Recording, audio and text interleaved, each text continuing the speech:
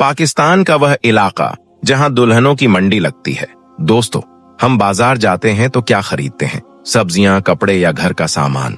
लेकिन क्या आपने कभी किसी ऐसे बाजार के बारे में सुना है जहां इंसान बिकते हों, जहां खूबसूरत लड़कियों की बाकायदा मंडी लगती हो? ये कोई पुरानी कहानी नहीं, बल्कि यह आज का सच है, और वह भी हमारे पड़ोसी मुल्क पाकिस्तान में। एक ऐसा इलाका जिसे हसीनाओं की सर जमीन कहा जाता है, लेकिन वहां रिश्तों के तकद्दुस की जगह पैसों की बोली लगती है। क्या आप यकीन करेंगे कि आज के नए दौर में भी दुल्हनें खरीदी और बेची जा रही हैं? दोस्तों, अब आपको इसी इलाके की एक और हैरान खून बात बताते हैं। जब किसी के घर में मौत होती है तो क्या होता है? रोना धोना, मातम, उदासी। लेकिन जरा रुकिए, हमारे इसी पड़ोसी मुल्क में एक ऐसी पुरानी रस्म है जहां मौत पर कोई रोता नहीं। लाश के सामने ढोल बजते हैं और लोग नाचते हैं। हवाई फायरिंग होती है और मैयत की टोपी में करेंसी नोट और सिगरेट रख दिए जाते हैं। क्या आप यकीन करेंगे कि एक मैयत को रुखसत करने पर लाखों रुपए का जश्न मनाया जाता है? ये कोई फिल्मी सीन नहीं, बल्कि यह पाकिस्तान चित्राल के कैलाश कबीले की वह हकीकत है जो आपको हैरान कर देगी। पाकिस्तान के खैबर पख्तूनख्वा के जिला चित्राल की खूबसूरत और खामोश वादियों में एक ऐसा कबीला आबाद है जो पूरी दुनिया से बिल्कुल कटा हुआ है। यह कैलाश कबीला है जिनकी जुबान, रस्मो रिवाज और जिंदगी गुजारने का तरीका हमसे बिल्कुल मुख्तलिफ है। क्या आप जानते हैं कि इनके यहाँ खुदा का तसव्वुर तो मौजूद है, मगर किसी पैगंबर या आसमानी किताब का कोई नामो निशान नहीं। ये लोग एक अजीब सी दुनिया में रहते हैं। इनके मजहब में सिर्फ एक ही चीज सबसे अहम है, वह है खुशी। इनका मानना है कि जैसे दुनिया में आना खुशी की बात है, बिल्कुल वैसे ही मौत भी खुशी का मौका है। चित्राल की इन वादियों की कहानियां सुनकर ऐसे लगता है जैसे हम सदियों पुराने वक्तों में आ गए हों। दोस्तों, यहाँ मरने वाले के जनाजे पर 70 से 80 बकरे जिबाह किए जाते हैं, 8 से 10 जानवर काटे जाते हैं, जबकि जगह जगह आग जलती है। गोश्त पकने की खुशबू पूरी वादी में फैल जाती है। शराब के प्याले गर्दिश करते हैं। लोग मरने वाले के गम में रोते नहीं, बल्कि खूब पेट भरकर वह लजीज खाना खाते हैं। वह इस मौत का ऐसे जश्न मनाते हैं जैसे उन्हें कोई बहुत बड़ी खुशी मिल गई हो। और उस लाश के साथ क्या सुलूक होता है? लोग लाश के गिर्द जमा होते हैं, ढोल की थाप पर नाचते हैं। हवाई फायरिंग की गूंज से पहाड़ हिलने लगते हैं। लाश की टोपी में पैसे रखे जाते हैं, करेंसी नोट ठूंसे जाते हैं, और सिगरेट जलाकर रखे जाते हैं। इनका अजीब सा अकीदा है कि मरने वाले ने यह दुनिया श छोड़ी है तो इसे खुशी के साथ रुखसत करो, रोकर इसे क्यों परेशान करना।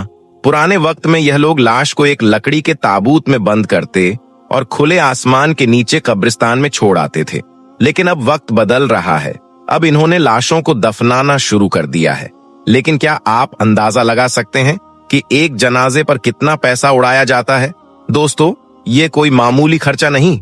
एक आम कैलाश खानदान का कम से कम लाखों रुपया लग जाता है। औसतन ये खर्चा 8 लाख तक पहुंचता है और कभी कभी तो बात 35 लाख तक भी चली जाती है। दोस्तों, ये तो थी बात मौत की। अब जरा इनकी शादियों की तरफ आते हैं।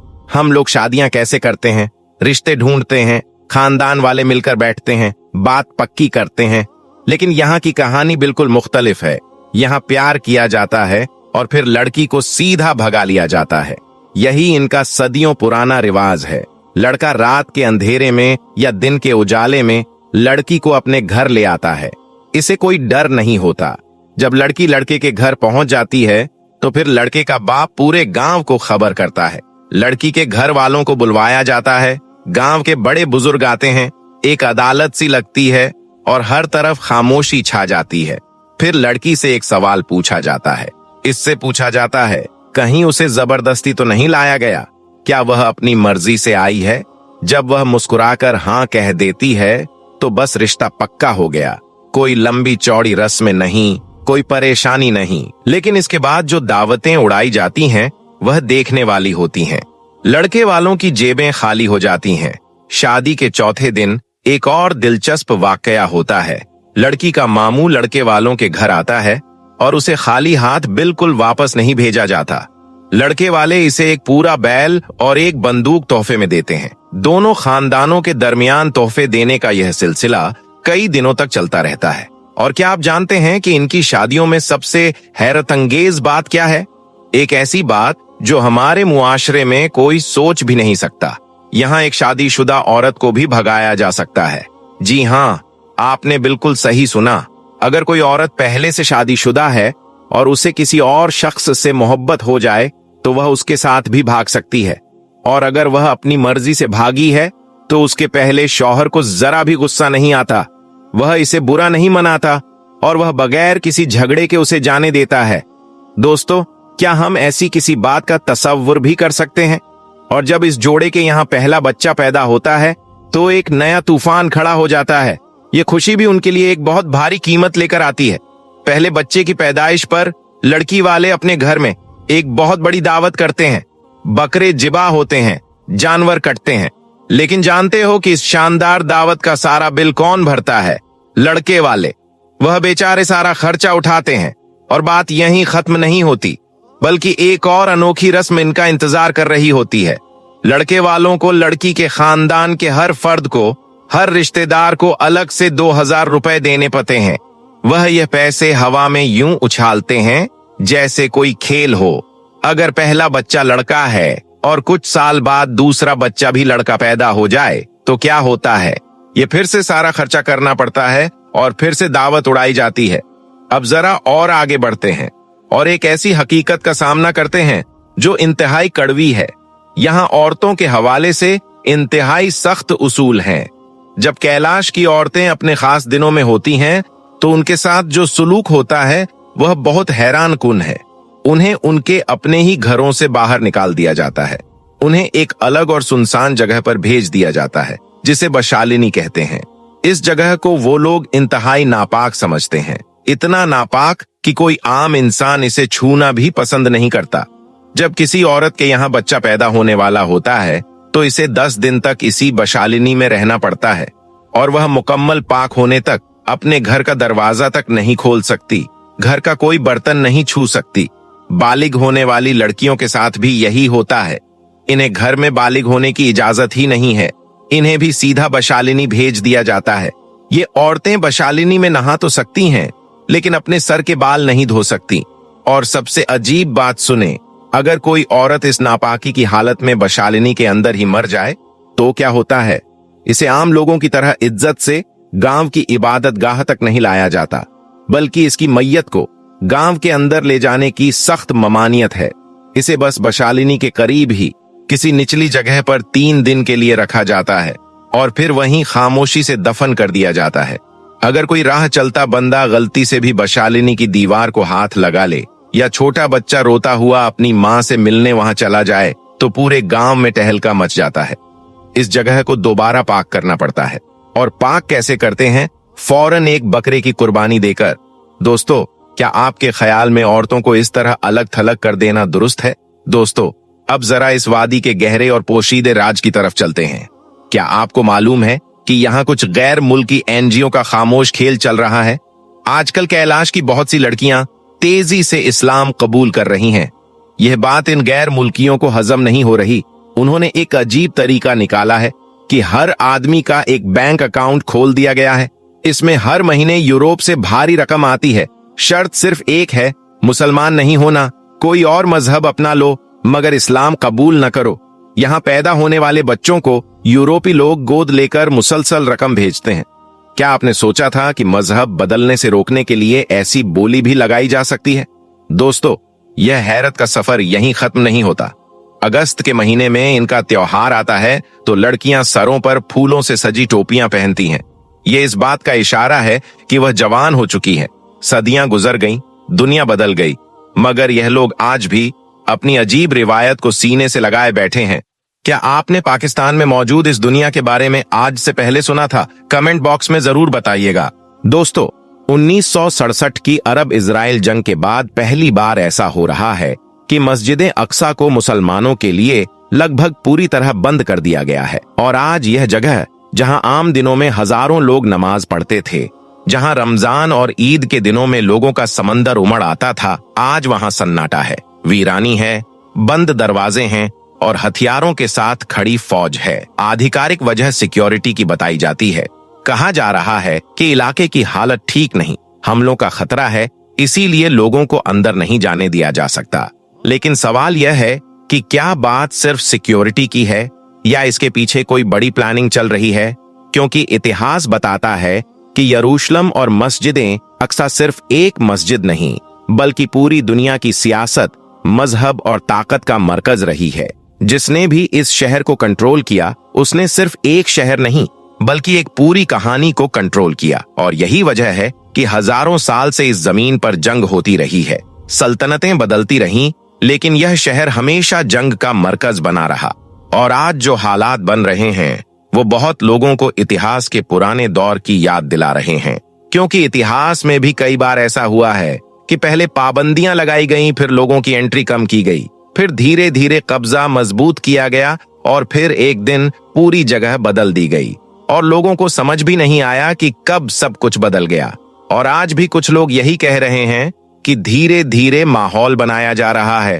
पहले सिक्योरिटी के नाम पर पाबंदियां, फिर लोगों की एंट्री बंद, फिर कंट्रोल, और फिर कोई बड़ा हादसा, और उस हादसे के बाद पूरा नक्शा बदल सकता है। और यह बात इसलिए भी कही जा रही है क्योंकि मस्जिदें अक्सा के नीचे कई सालों से खुदाई की खबरें आती रही हैं, सुरंगों की बातें होती रही हैं, और कई एक्सपर्ट्स और इतिहासकार यह कहते रहे हैं कि अगर किसी दिन यहाँ कोई बड़ा धमाका, मिसाइल या हादसा होता है तो पूरी दुनिया को एक अलग कहानी बताई जाएगी। और उसके बाद जो होगा वह सिर्फ एक शहर का मामला नहीं रहेगा, बल्कि पूरी दुनिया की सियासत बदल सकती है। क्योंकि यह वह जगह है जो सिर्फ मुसलमानों के लिए ही नहीं, बल्कि यहूदियों और क्रिश्चियंस के लिए भी बहुत अहम मानी जाती है। और हर मजहब इस जगह को अपने इतिहास से जोड़ता है। इसीलिए अगर यहाँ कुछ बड़ा होता है तो उसका असर पूरी दुनिया पर पड़ेगा। और शायद यही वजह है कि दुनिया की बड़ी ताकतें हमेशा इस शहर के आसपास नजर आती हैं। यहाँ छोटी सी घटना भी होती है तो पूरी दुनिया की खबर बन जाती है। और आज जो हालात बन रहे हैं वह बहुत लोगों को सोचने पर मजबूर कर रहे हैं कि क्या इतिहास फिर से खुद को दोहराने जा रहा है। क्योंकि जब भी मुसलमान आपस में कमजोर हुए, जब भी आपस में बंटे, जब भी एक दूसरे से लड़ते रहे, उसी वक्त दुश्मन ने इस शहर पर कब्जा किया। इतिहास में इसका सबसे बड़ा एग्जाम्पल क्रूसेडर्स का दौर है। जब मुसलमान छोटे छोटे हिस्सों में बंटे हुए थे, कोई किसी की मदद नहीं कर रहा था, हर कोई अपनी हुकूमत बचाने में लगा हुआ था। और उसी दौरान उसे आए और यरूशलेम पर कब्जा कर लिया। और लगभग 90 साल तक यह शहर उनके कब्जे में रहा। और उस वक्त भी मुसलमानों की हालत लगभग आज जैसी ही थी। आपस में लड़ाई, आपस में नफरत, छोटी छोटी हुकूमतें, और कोई एक लीडर नहीं जो सबको इकट्ठा कर सके। और फिर इतिहास में एक ऐसा शख्स आया जिसने पहले दुश्मन से नहीं, बल्कि मुसलमानों की आपसी लड़ाई खत्म की, मुसलमानों को इकट्ठा किया, एक ताकत बनाई, और फिर हितन की मशहूर जंग में क्रूसेडर्स को हराकर यरूशलेम को वापस लिया। और उस शख्स का नाम था सलाहुद्दीन अय्यूबी रहमतुल्लाह अलैह। लेकिन सलाहुद्दीन अय्यूबी अचानक नहीं आए थे, वो हालात का नतीजा थे। जब हालात बहुत खराब हो गए, जब मुसलमानों को समझ आया कि अगर हम एक नहीं हुए तो सब कुछ खो देंगे, तब एक लीडर उठा और उसने इतिहास बदल दिया। और आज फिर बहुत लोग यही सवाल पूछ रहे हैं कि क्या आज के हालात भी वैसे ही कहानी की तरफ जा रहे हैं? क्या आज भी मुसलमान उसी तरह बटे हुए हैं? क्या आज भी वही गलती दोहराई जा रही है? और अगर इतिहास सच में खुद को दोहराता है तो फिर आगे क्या हो सकता है? अगर हम इतिहास को थोड़ा और गहराई से देखें तो एक अजीब बात सामने आती है, और वह यह कि मुसलमान अक्सर बाहर के दुश्मन से कम और अपने अंदर की लड़ाइयों से ज्यादा कमजोर हुए। जब भी मुसलमान आपस में बटे, जब भी छोटी छोटी बातों पर लड़ते रहे, जब भी फिरकों, नस्लों और मुल्कों में बट गए, उसी वक्त दुश्मन ने फायदा उठाया। और इतिहास में यह बात सिर्फ एक बार नहीं, बल्कि कई बार हुई। लेकिन एक वाकया ऐसा है जिसने पूरी तारीख बदल दी, और वह वाकया था यरमुखमुक की जंग। उस वक्त रोमन सल्तनत दुनिया की सबसे बड़ी ताकतों में से एक थी। उनकी फौज बहुत बड़ी, बहुत ताकतवर और बहुत ज्यादा तादाद में थी, जबकि मुसलमानों की फौज कम थी, हथियार कम थे और हालत भी बहुत आसान नहीं थी। जब जंग शुरू हुई तो शुरुआत में मुसलमानों की कुछ सफे पीछे हटने लगी, कुछ लोग पीछे लौटने लगे। और यह वो लम्हा था जब जंग सिर्फ तलवारों से नहीं, बल्कि हिम्मत से जीती या हारी जानी थी। उस वक्त एक अजीब मंजर हुआ। फौज के पीछे खेमों में औरतें मौजूद थीं, जब उन्होंने कुछ सिपाहियों को पीछे आते देखा तो उन्होंने उन्हें वापस मैदान की तरफ भेजना शुरू किया। उन्होंने कहा कि अगर तुम पीछे हटोगे तो दुश्मन हमारे खेमों तक पहुंच जाएगा। अगर मरना है तो मैदान में मरो, पीछे हटकर जिल्लत की जिंदगी मत जियो। यह बातें उन सिपाहियों के दिल पर ऐसी लगीं कि वह वापस पलटे, अपनी सफे ठीक की और फिर ऐसी जंग लड़ी कि तादाद में कम होने के बावजूद मुसलमान जीत गए। और यह जंग सिर्फ एक जंग नहीं थी, बल्कि इसके बाद पूरा इलाका बदल गया, ताकत का नक्शा बदल गया। और ये सब इसलिए हुआ क्योंकि उस वक्त मुसलमानों ने डर के बजाय हिम्मत चुनी, बटने के बजाय एक होने का फैसला किया। और यही बात इतिहास हमें बार बार सिखाता है कि तादाद, हथियार और ताकत से पहले सबसे जरूरी चीज एकता और हिम्मत होती है। अगर लोग एक हों तो कम होकर भी जीत सकते हैं, और अगर लोग बटे हों तो ज्यादा होकर भी हार सकते हैं। और आज के हालात को देखें तो बहुत से लोग यही कहते नजर आते हैं कि मुसलमानों की सबसे बड़ी कमजोरी बाहर का दुश्मन नहीं, बल्कि आपस की लड़ाई है। कोई अरब और गैर अरब में बटा है, कोई शिया और सुन्नी में, कोई मुल्कों की सियासत में उलझा हुआ है। और जब लोग आपस में ही उलझे रहें तो फिर किसी और को कुछ करने की जरूरत ही नहीं पड़ती। इतिहास में भी क्रूसेडर्स के वक्त यही हुआ था। मुसलमान छोटे छोटे हिस्सों में बटे हुए थे, हर कोई अपनी हुकूमत बचाने में लगा था, किसी को यरूशलेम की फिक्र नहीं थी। और दुश्मन ने इसी कमजोरी का फायदा उठाया, और फिर लगभग एक सदी तक वो शहर उनके कब्जे में रहा। और फिर जब सलाहुद्दीन अय्यूबी आए तो उन्होंने सबसे पहले दुश्मन से जंग नहीं की, बल्कि मुसलमानों को इकट्ठा किया, अलग अलग इलाकों को एक किया, एक मजबूत ताकत बनाई और फिर दुश्मन का मुकाबला किया। यानी जीत पहले मैदान में नहीं बल्कि लोगों के दिलों में हुई थी। जब लोग एक हो गए तब जंग जीतना आसान हुआ। और आज बहुत लोग यही कहते हैं कि अगर इतिहास को समझना है तो सिर्फ जंगों को मत देखो, यह देखो कि जंग से पहले लोग कैसे थे। क्या वह एक थे या बटे हुए थे? क्या उनके अंदर हिम्मत थी या डर था? क्योंकि जंग का नतीजा तलवार से पहले लोगों की हालत तय करती है। और अगर आज के हालात को देखें तो दुनिया फिर एक अजीब दौर में खड़ी नजर आती है। एक तरफ जंगे, दूसरी तरफ सियासत और तीसरी तरफ मजहबी तनाव, और इन सब के बीच आम लोग जो सिर्फ अपनी जिंदगी जीना चाहते हैं।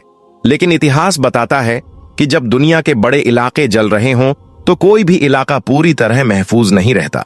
इसीलिए समझदार लोग हमेशा हालात को सिर्फ आज के दिन से नहीं बल्कि इतिहास के आईने में देखकर समझते हैं, क्योंकि कई बार जो आज हो रहा होता है उसका जवाब हमें आज में नहीं बल्कि इतिहास में मिलता है। और इतिहास की सबसे बड़ी सीख यही है कि जब लोग आपस में लड़ते हैं तो हारते हैं, और जब लोग एक होते हैं तो इतिहास बदल देते हैं। और यही वह जगह है जहां से कहानी का अगला हिस्सा शुरू होता है। क्योंकि सवाल सिर्फ यह नहीं कि अतीत में क्या हुआ था, असली सवाल यह है कि आगे क्या हो सकता है। अब अगर हम आज के हालात को देखें और इतिहास की इन कहानियों को सामने रखें तो एक बात बहुत साफ समझ में आती है कि दुनिया हमेशा एक जैसी नहीं रहती। ताकतें बदलती रहती हैं, हालात बदलते रहते हैं, और कभी कभी पूरी दुनिया का माहौल कुछ ही सालों में बदल जाता है। जो लोग इतिहास पढ़ते हैं वह जानते हैं कि बड़ी सल्तनतें भी हमेशा नहीं रहती, बड़ी फौजें भी हमेशा नहीं जीतती, और कमजोर समझे जाने वाले लोग भी कभी कभी इतिहास बदल देते हैं। इसीलिए समझदार इंसान हमेशा हालात को सिर्फ आज की खबरों से नहीं बल्कि लंबे समय के नजरिए से देखता है, क्योंकि आज जो छोटा वाकया लगता है वो कल बहुत बड़ा मोड़ बन सकता है। और इतिहास में कई बार ऐसा हुआ है कि एक शहर, एक जंग या एक फैसला पूरी दुनिया का नक्शा बदल देता है। और यरूशलेम और मस्जिद अक्सा तो वैसे भी हमेशा से दुनिया की सियासत और मजहब का मरकज रहे हैं। इसीलिए यहाँ होने वाली हर छोटी बड़ी घटना का असर बहुत दूर तक जाता है। और शायद यही वजह है कि आज भी यह जगह दुनिया की खबरों का मरकज बनी रहती है। लेकिन इन सब बातों के बीच एक और सच्चाई है जिसे हम अक्सर भूल जाते हैं, और वह यह कि इतिहास सिर्फ फौजों और बादशाहों से नहीं बदलता बल्कि लोगों से बदलता है। आम लोगों से, उनके इरादों से, उनकी एकता से, उनके सब्र से और उनकी उम्मीद से। जब लोग मायूस हो जाते हैं, जब लोग हार मान लेते हैं, जब लोग कहते हैं कि अब कुछ नहीं हो सकता, उसी वक्त गिरावट शुरू होती है। और जब लोग उम्मीद रखते हैं, सब्र करते हैं, एक दूसरे का सहारा बनते हैं, तब हालात बदलने लगते हैं। इसीलिए मुश्किल वक्त में सबसे खतरनाक चीज दुश्मन नहीं बल्कि मायूसी होती है, क्योंकि मायूस इंसान खड़ा नहीं होता, और जो खड़ा नहीं होता वह कभी जीत नहीं सकता। इसीलिए इतिहास हमें सिर्फ जंगों की कहानी नहीं, बल्कि उम्मीद की कहानी भी सुनाता है कि हालात चाहे कितने भी खराब क्यों ना हो, अगर लोग एक हो जाएं, अगर लोग हिम्मत ना हारे, अगर लोग अपने मकसद को ना भूलें, तो हालात बदल सकते हैं। और यही बात हर दौर में सच रही है, और शायद आज भी वही सवाल हमारे सामने खड़ा है कि क्या हम इतिहास से कुछ सीखेंगे या वही गलतियां दोहराएंगे? क्या हम आपस की लड़ाइयों में उलझे रहेंगे या एक दूसरे का सहारा बनेंगे?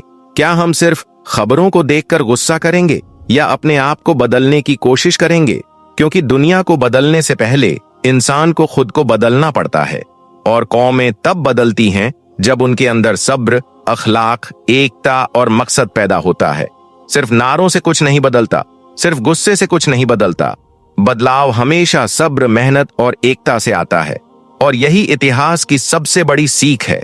और अगर हम सच में अपने हालात बदलना चाहते हैं तो हमें सबसे पहले अपने दिल बदलने होंगे, अपने आप को ठीक करना होगा, अपने घरों को ठीक करना होगा, अपने रिश्तों को ठीक करना होगा। क्योंकि मजबूत समाज मजबूत लोगों से बनता है, और मजबूत लोग अच्छे अखलाक, सब्र और ईमान से बनते हैं। और जब लोग अंदर से मजबूत होते हैं तो उन्हें कोई ज्यादा देर तक दबा नहीं सकता। इसीलिए मुश्किल हालात में डरने के बजाय अपने आप को मजबूत करना चाहिए, मायूस होने के बजाय उम्मीद रखनी चाहिए, और नफरत के बजाय एक दूसरे का सहारा बनना चाहिए। क्योंकि हो सकता है कि हम इतिहास के एक ऐसे मोड़ पर खड़े हों जहां से आगे का वक्त बहुत कुछ बदल दे। लेकिन यह बदलाव कैसा होगा, यह सिर्फ ताकत से नहीं बल्कि लोगों के किरदार से तय होगा। इसीलिए आज सबसे ज्यादा जरूरत हथियारों से ज्यादा किरदार की है, नफरत से ज्यादा एकता की है, और गुस्से से ज्यादा सब्र की है। और आखिर में बस एक दुआ कीजिए कि या अल्लाह, जहां भी तेरे बंदे मुश्किल में हैं उनकी मदद फरमा, जो मजलूम हैं उनकी हिफाजत फरमा, जो बेबस हैं उन्हें हिम्मत दे, हमारे दिलों से नफरत निकाल दे, और हमें एक दूसरे का सहारा बनने की तौफीक दे, हमें सब्र दे, हमें हिदायत दे, और हमें वह रास्ता दिखा जिस पर चलकर हम दुनिया और आखिरत दोनों में कामयाब हो सकें। आमीन।